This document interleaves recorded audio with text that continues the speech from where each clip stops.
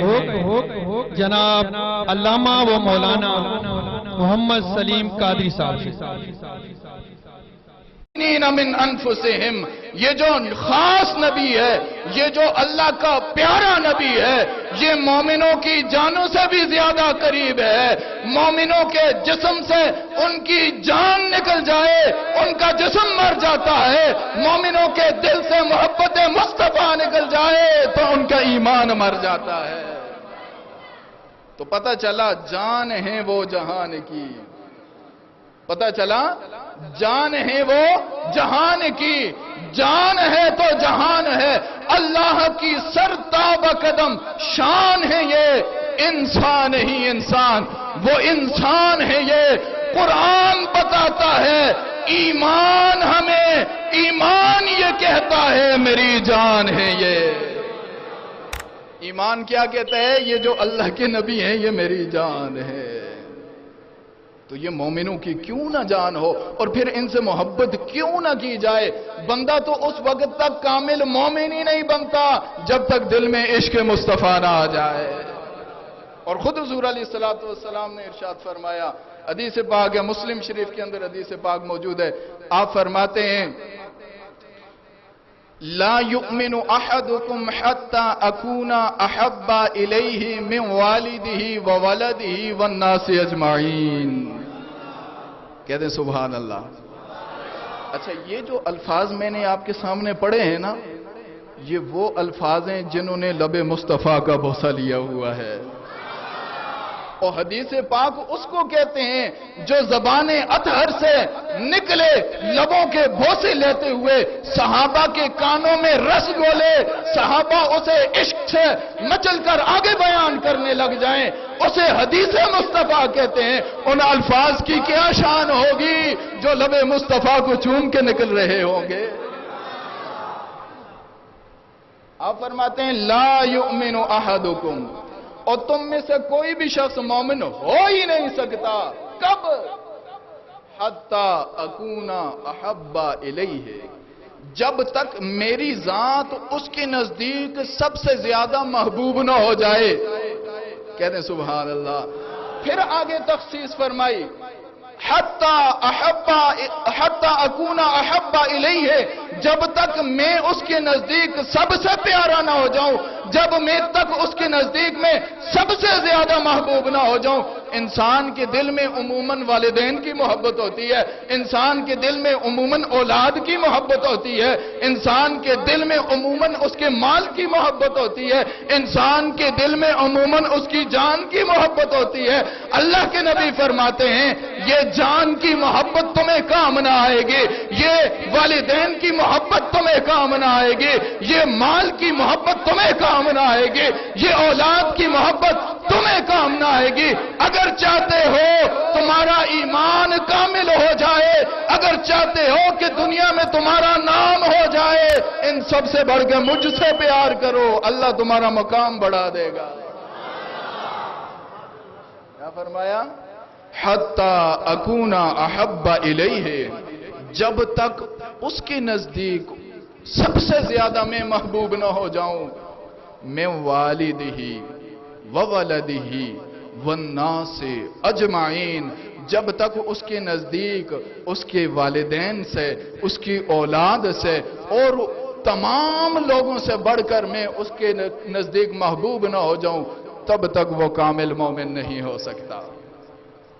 اس روایت کے تحت مولا علی قاری رحمت اللہ تعالی علیہ لکھتے ہیں کہ جب حضرت عمر رضی اللہ تعالی عنہ کے پاس یہ بات پہنچی کہ اللہ کے نبی صلی اللہ علیہ وسلم نے فرمایا کہ ایمان کی کسوٹی محبت مصطفیٰ بن چکی ہے، وہ دوڑتے ہوئے آئے، یا رسول اللہ صلی اللہ علیہ وسلم، آپ پر میرے ماں باپ قربان، آپ پر میری اولاد قربان، آپ پر میرا مال قربان، یا رسول اللہ میں اپنے ماں باپ سے بڑھ کے آپ سے محبت کرتا ہوں، میں اپنے مال سے بڑھ کر آپ سے محبت کرتا ہوں، میں اپنی آل اولاد سے بڑھ کر آپ سے محبت کرتا ہوں۔ اللہ کے نبی فرماتے ہیں اے عمر، ابھی تک تیرا ایمان مکمل نہیں ہوا، ابھی تک تیرا ایمان مکمل نہیں ہوا۔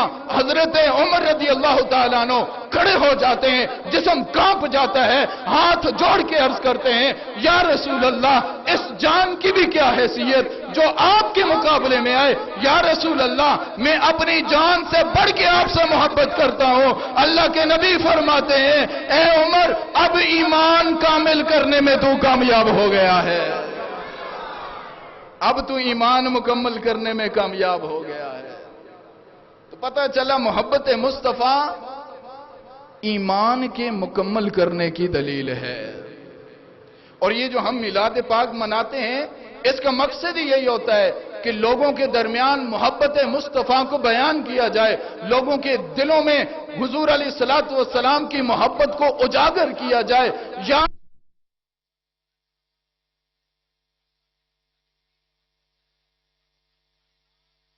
کوئی شخص مسلمانوں کو زیر نہیں کر سکتا، تب تک کوئی بھی شخص دنیا کی کوئی بھی طاقت ہو تو مسلمانوں کو کبھی بھی زیر نہیں کر سکتے۔ کیوں؟ اس لیے کہ محبت مصطفیٰ کا جام ایسا مست جام ہے جس کے سینے میں اترتا ہے وہ دنیا میں دمال ڈالنے لگ جاتا ہے۔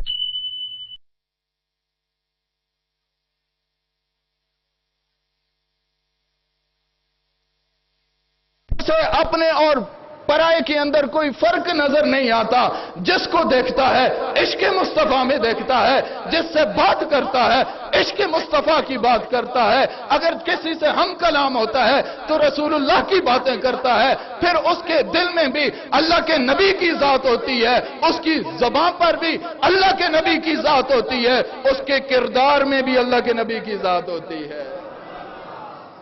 پھر اللہ کے نبی کو وہ اپنا اٹھنا بیٹھنا اوڑھنا بچھونا وہ پھر اللہ کے نبی کی ذات کو بنا دے۔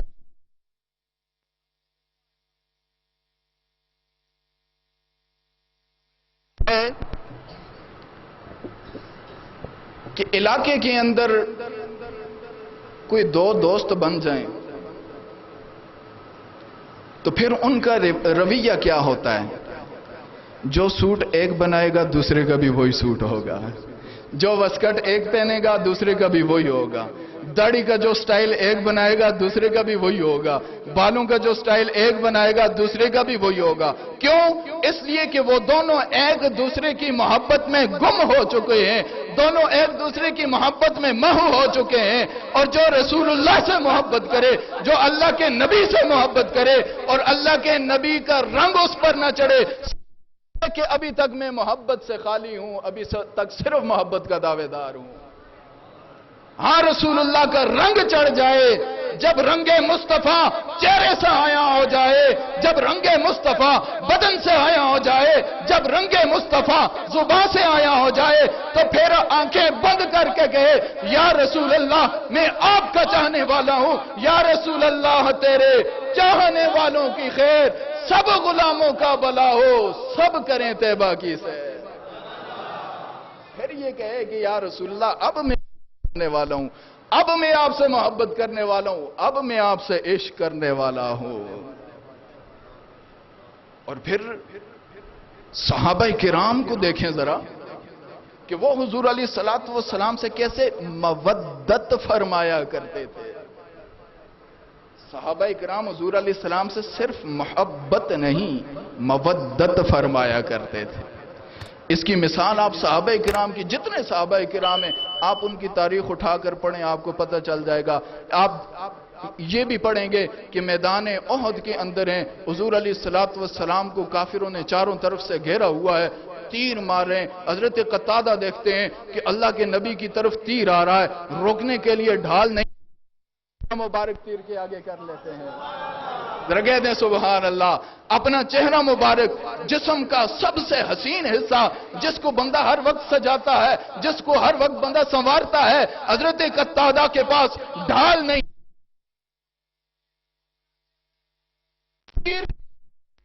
تیر آ کے آنکھ میں لگتا ہے، آنکھ ہاتھ میں لے کے اللہ کے نبی کی بارگاہ میں پہنچ جاتے ہیں۔ ذرا کہہ دیں سبحان اللہ، کہہ دیں سبحان اللہ۔ اب یہاں پر حضرت قتادہ رضی اللہ تعالیٰ عنہ کی محبت کا ذرا صلہ تو دیکھنا کہ آپ نے اللہ کے نبی کی محبت میں اللہ کے نبی کی جان پر اپنی جان تو قربان کر چکے، تیر کے سامنے اپنا سر تو رکھ چکے، وہ تو تیر کی عنایت ہے کہ اس نے ابھی زندہ چھوڑ دیا، صرف آنکھ نکال دی اور آنکھ نکلتی ہے۔ حضرت قتادہ اپنے ہاتھ میں آنکھ لے کر کسی ڈاکٹر کے پاس نہیں جاتے، کسی حکیم کے پاس نہیں جاتے، اسے پتا ہے کہ کائنات میں اگر کوئی شخص جسم کا کوئی عضو بغیر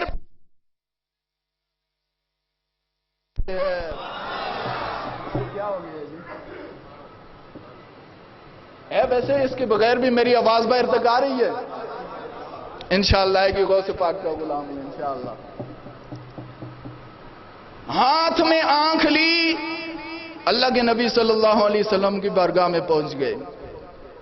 اچھا آج کے دور کا عاشق ہوتا، اس وقت نہ دوربین ہے، نہ یہ ٹانکے لگانے والے کوئی چیز ہے، نہ اور کچھ ہے، اور یہ تصور ہی نہیں تھا کہ ایک مرتبہ آنکھ اپنے ڈھیلے سے باہر نکل آئے پھر اس کے بعد واپس لگ بھی سکتی ہے، یہ تصور بھی نہیں تھا۔ حضرت قتادہ پھر بھی لے کے پہنچ جاتے ہیں، جا کے عرض کرتے ہیں یا رسول اللہ صلی اللہ علیہ وسلم، آپ کی طرف تیر آ رہا تھا، آپ کو لگ رہا تھا وہ تیر، اس کے آگے میں نے اپنا چہرہ رکھا، تیر آیا آنکھ پہ لگا، میری آنکھ باہر نکل آئی ہے، یا رسول اللہ مجھے آنکھ چاہیے۔